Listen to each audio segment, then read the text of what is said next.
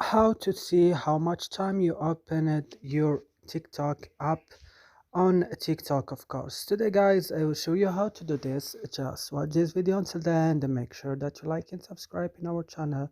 So let's start. First, you will just go to TikTok and open it. After this, when your TikTok is opening, guys, you just go here on your profile.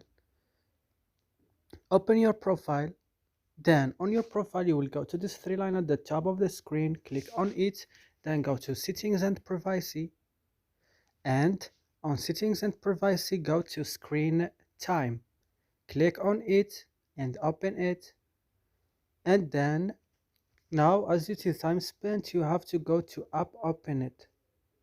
And here you can see how much time you open your TikTok at a day, like daytime, nighttime, as you see, and total here. And that's it. I hope this video is useful for you. Don't forget to like and subscribe in our channel. See you next video.